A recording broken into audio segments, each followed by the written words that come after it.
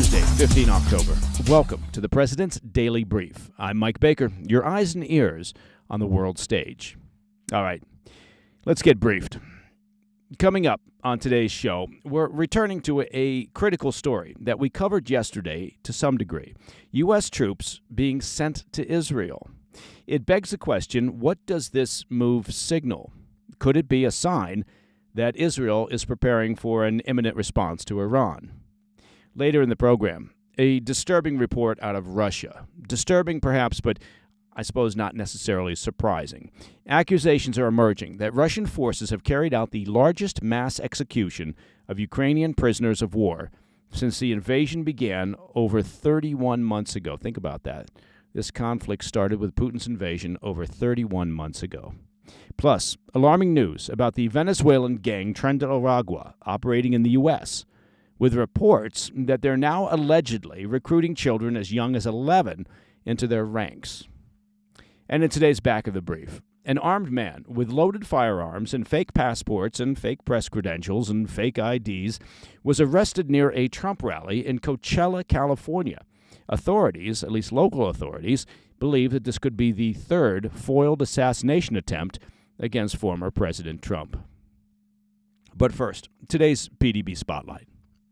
I want to start by revisiting a situation that we touched on yesterday. The Pentagon announced on Sunday that U.S. troops will be heading to Israel, albeit in a limited support capacity, as the country comes under intensifying aerial attacks from Hezbollah and other Iranian proxies.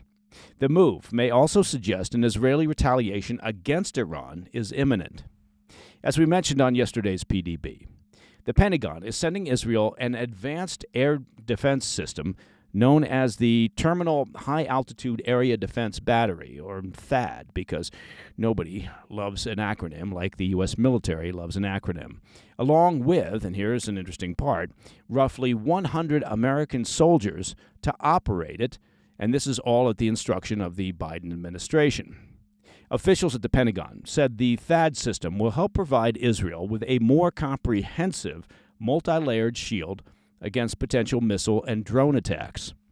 The system has 6 truck-mounted launchers, each holding 8 interceptors, along with a very powerful radar. They're so advanced that the U.S. only has 7 of these systems in their entire arsenal. Now, the significance of the decision can't be overstated. The U.S. last deployed a THAAD battery in Israel following last year's 7 October attacks, and they also sent one back in 2019 for training purposes. But neither involved the presence of U.S. troops. For context, the last time that U.S. soldiers were sent to defend Israel was back in 1991, during the first Gulf War, when a small group was deployed to operate a U.S.-provided Patriot air defense battery. In addition to being a major story on its own, this could mean, I suppose, that an Israeli attack on Iran may be on the horizon. The former head of the Israeli Air Defense told NBC News that once Israel launches their retaliation over Iran's missile attack some 2 weeks ago, the Islamic regime could well respond with an even larger aerial bombardment. He said the THAAD system would be needed in such a scenario, as their Iron Dome defense systems could become overwhelmed. But it's not just Sunday's announcement that suggests the countdown for an Israeli response has begun. U.S. officials, familiar with Israel's internal deliberations, said Saturday that leaders in Jerusalem have narrowed down their list of potential targets, their target packages, to strike inside Iran. Israeli Prime Minister Netanyahu convened a security meeting Monday night in Tel Aviv, reportedly to make final preparations for their retaliation. The unnamed U.S. official said that Israel has selected various targets related to the Iranian military, along with their energy infrastructure. These officials said there's no indication that Israel plans to target Iranian nuclear facilities or carry out targeted assassinations of Iranian leadership. But they stressed that Israel is still keeping details close to the vest and that a final decision about when and how to strike back has not been made, at least to their knowledge. Official reports suggest that Israel is deliberately keeping the Biden administration in the dark regarding specifics of their planned response.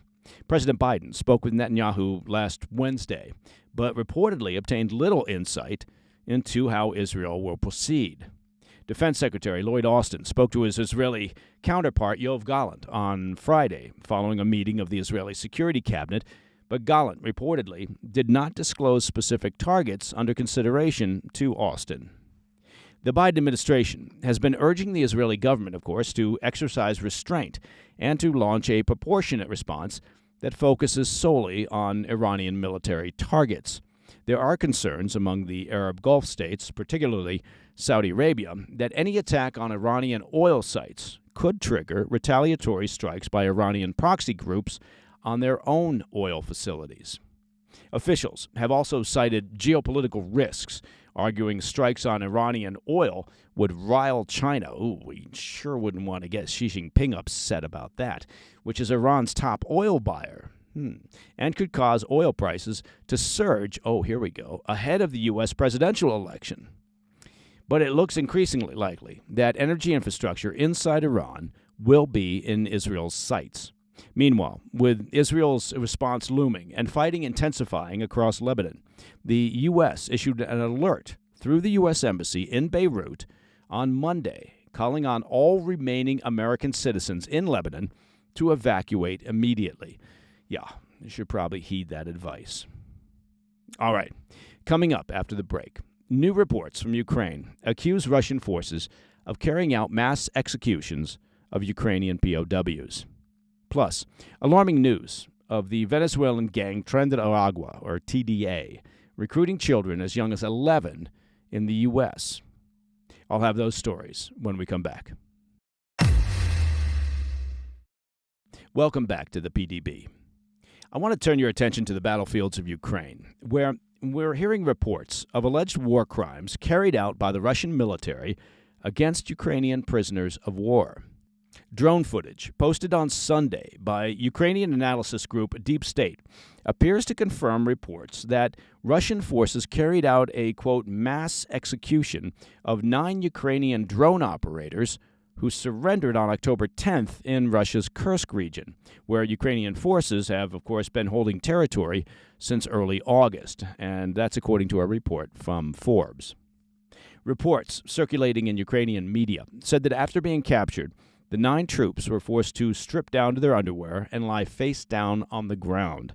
They were then executed by Russian troops who shot the men in the head one by one. The drone footage, posted by Deep State, backs up these grisly reports, showing 9 men stripped and lying face down in a wooded area inside Kursk. Ukraine's Human Rights Commissioner called the executions a gross violation of the Geneva Convention and accused Russia of violating, quote, all the rules and customs of war. Ukrainian officials have since written to the United Nations and the Red Cross over the allegations, demanding a full inquiry. Well, that should do it. In a statement, Ukrainian human rights officials said, quote, these actions must not go unpunished, and the enemy must bear full responsibility. The international community should not turn a blind eye to such crimes, end quote. Unfortunately, it's just the latest evidence that Russian troops and field commanders have been sanctioning and carrying out war crimes against Ukrainian prisoners of war. Ukraine's Prosecutor General's office started an investigation at the beginning of October into what appears to be the largest mass execution of Ukrainian prisoners of war since the start of this conflict. Officials said Russian forces executed 16 Ukrainian soldiers in the eastern Donetsk region sometime in September. Unverified videos circulating on Ukrainian Telegram channels allegedly show the soldiers being lined up before Russian troops opened fire. Russian troops can then be seen shooting survivors at close range with machine guns. Officials are also investigating the alleged execution of 3 other Ukrainian prisoners of war in the eastern Donetsk region. Ukraine's Prosecutor General's office said that over the course of the war, Russian forces have murdered at least 93 Ukrainian POWs, and that was before the latest incidents that are under investigation now. Ukraine's Prosecutor General warned that these are not isolated incidents, but rather, quote, a deliberate policy of the Russian military and political leadership, end quote. Okay, Moving over to the U.S., the Venezuelan gang, Tren de Aragua, or TDA as they're being called, is expanding its influence in the U.S. by recruiting children into their criminal ranks, exploiting migrant shelters and schools as hunting grounds. These child recruits are being groomed for crimes because, well, their age shields them from harsh legal consequences. As we've been tracking on the PDB, since the gang's rapid expansion into the U.S. in 2022, TDA infiltrated cities by blending in with waves of asylum seekers, taking advantage of the Biden-Harris administration's open border policy.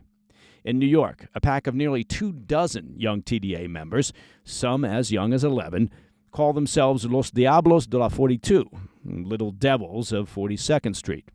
Operating out of the Roosevelt Hotel, and that's a former high-end hotel now operating as a migrant shelter in Manhattan, these child recruits are guided by other older TDA members, so far committing more than 50 violent crimes. These crimes include gunpoint robberies and drug trafficking in Times Square and other tourist attractions, often as part of their initiation into the gang. Despite their brazen crimes, not one of them has landed behind bars. Now, that may not shock those of you who have been watching the current state of the justice system here in the U.S. New York's lenient bail laws for minors make it nearly impossible to detain them. This allows the minors to operate with impunity, knowing that the worst consequence is a slap on the wrist. According to NYPD Detective Bureau Assistant Chief Jason Savino, the minor members communicate and flaunt their exploits on social media via government-issued phones, boasting about how easily they evade punishment.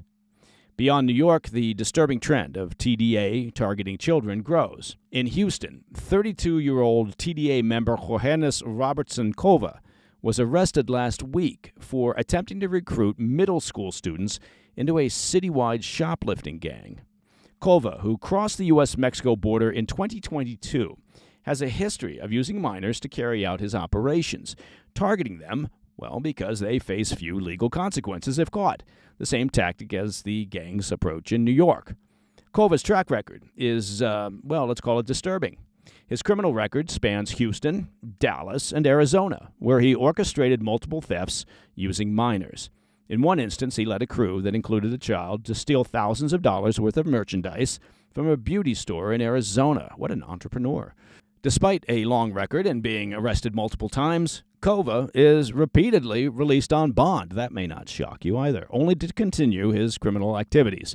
Well, I can certainly see why the Biden-Harris administration wouldn't want to deport a fine future citizen like that. Sources within Homeland Security warn that TDA's infiltration into schools is a sign of more widespread recruitment efforts, drawing troubling parallels to how cartels use minors to smuggle drugs across borders. All right, coming up in the back of the brief. An armed man with loaded firearms and fake documentation was arrested near a Trump rally in Coachella, with authorities, or at least local authorities, suspecting it could be the third foiled assassination attempt against the former president. I'll be right back. In today's back of the brief, a man carrying loaded firearms and fake IDs was arrested near former President Trump's rally in Coachella, California on Saturday in what local law enforcement described as a potential third assassination attempt. However, the suspect, who's a self-identified Trump supporter, denies the allegations. Well, I'll bet he does. The Riverside County Sheriff's Office reports the suspect, 49-year-old Van Miller from Nevada, approached an inner security checkpoint in a black SUV, attempting to gain access to the rally by presenting a fake VIP pass. While stopped, deputies became suspicious when they discovered his SUV was unregistered and that he had homemade license plates. Ah, clues. Well done. Upon searching the vehicle, officials found the loaded firearms, along with evidence that Miller might be affiliated with the anti-government sovereign citizen movement, which Riverside County Sheriff Chad Bianco referred to as, quote, extremists. Deputies also discovered several passports and driver's licenses bearing different names. more clues. In a press conference on Sunday, Sheriff Bianco believes his department prevented, quote, another assassination attempt on Trump. Miller insists that he was invited to the rally and posed no threat. In an interview with the Southern California News Group on Sunday, he was, quote, shocked by his arrest, calling the claims made by Sheriff Bianco, quote, complete bullshit. Well, that's his quote. Miller added that he previously attended multiple Trump rallies with firearms in his car. Federal agencies, including the Secret Service and the FBI, also do not share the sheriff's view. They believe Miller's weapons were likely for personal defense, tied to his association with the anti-government movement, rather than a plan to target Trump. According to the Secret Service, Trump was never in danger, and the incident did not disrupt their protective operations. As the investigation continues, no federal charges have been filed. For now, the sheriff stands by his claim of preventing a possible assassination, while federal authorities remain unconvinced. Now, look, regardless of his intentions, am I the only one who's wondering what you have to do nowadays to actually be detained for any period of time? I mean, look, let's look at the situation. He had an unregistered vehicle, fake license plates, several fake passports and other documentation, attempted to enter a political rally with loaded weapons, and appears to be a member of what law enforcement refers to as an extremist group. And then he was released on $5,000 bail. We are living in supremely stupid times. And that, my friends, is the President's Daily Brief for Tuesday, 15 October. If you have any questions or comments, please reach out to me at pdb@thefirsttv.com. And as you probably saw while scrolling through TikTok, if you want to listen to the show ad-free, simply become a premium member of the President's Daily Brief by visiting pdbpremium.com. It couldn't be any easier. I'm Mike Baker, and I'll be back later today with the PDB Afternoon Bulletin. Until then, stay informed, stay safe, stay cool. Hey, thanks for tuning in. If you enjoyed this video, don't forget to hit that like button and leave a comment, a really positive, nice, and kind comment. That would be appreciated. And if you're not already subscribed to our channel, make sure to subscribe and turn on notifications so you don't miss any of our daily updates.